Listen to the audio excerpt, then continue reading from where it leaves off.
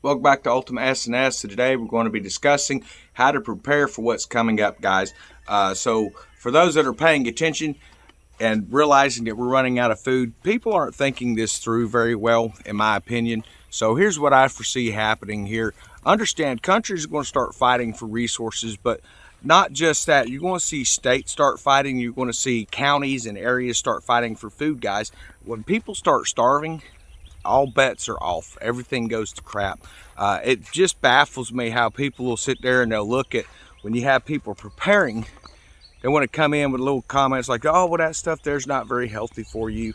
But they don't seem to understand that their complacency with just wanting to find these perfect, healthy foods, it's not going to happen. You're just not going to be able to find it.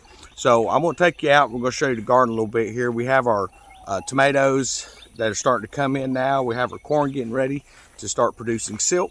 And then we have our cucumber plants and squash plants and stuff developing. So here, let's check this out and we'll get back to our discussion, guys.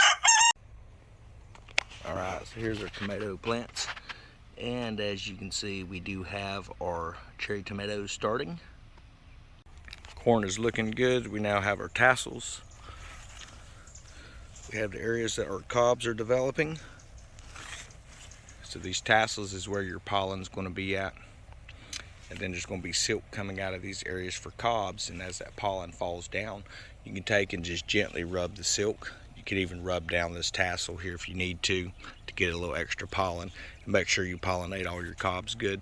They will wind pollinate, but if you don't have a full field, sometimes it doesn't hurt to go ahead and do that to get some hand pollination in. So over here we have our cucumbers. We have cucumbers galore popping in, guys. All kinds of stuff growing here.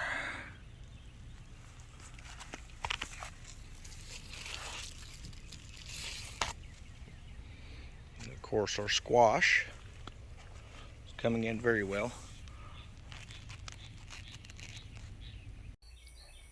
So everything's doing good in the garden.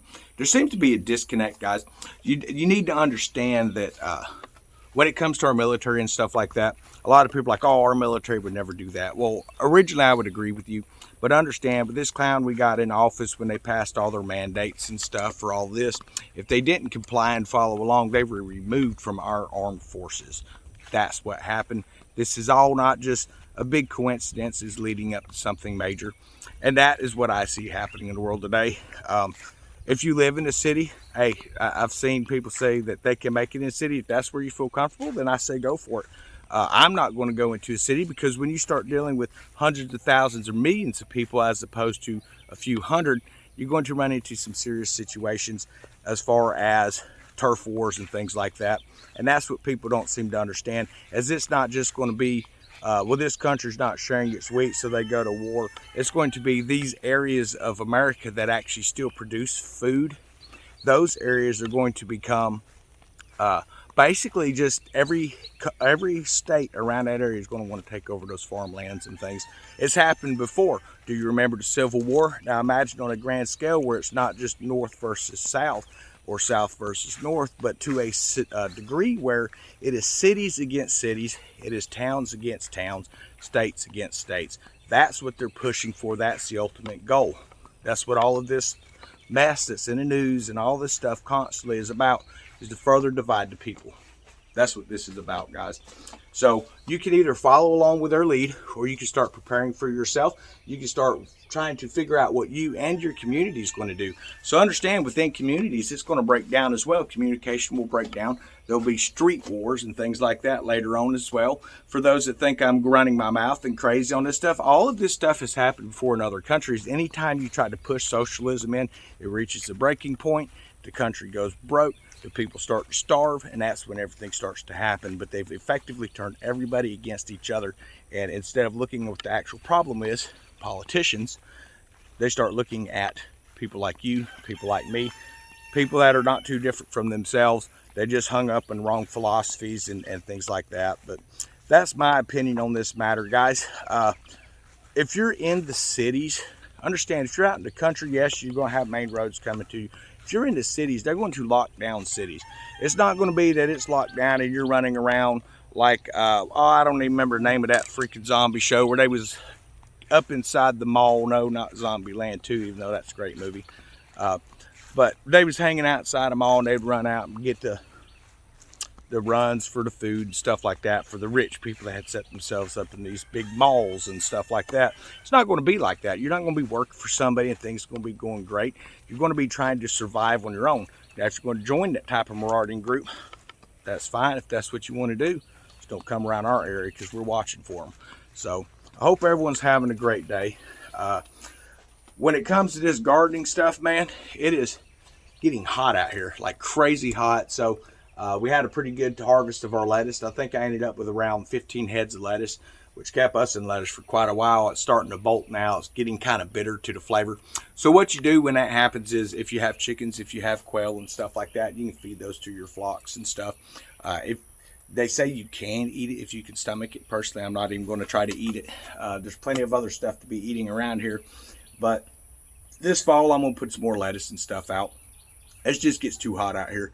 It's going to cause that stuff to bolt. But been pulling out some nice turnips. Now, for those who don't understand, a turnip, if you plant it far enough away from the other turnip seeds, about 3-inch spacing, you can get what they call turnip root, which is little balls of turnip root. And they get pretty good size. The purple tops can.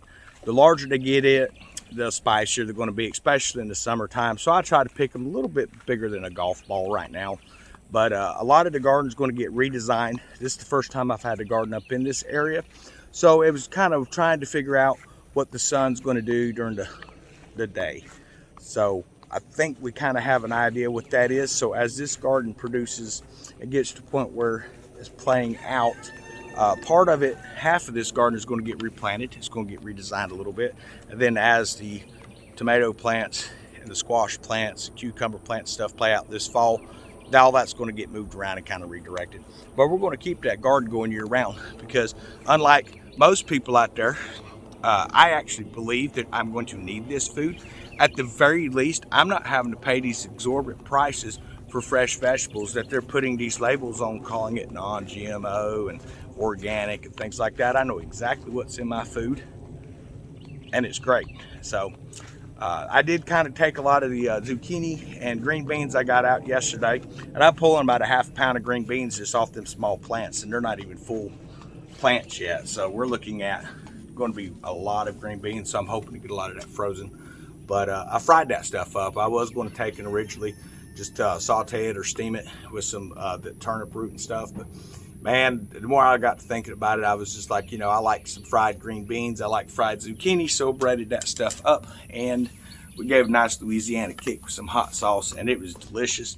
Did not last long at all. So, but I hope everyone has a great day. We're going to hop off here.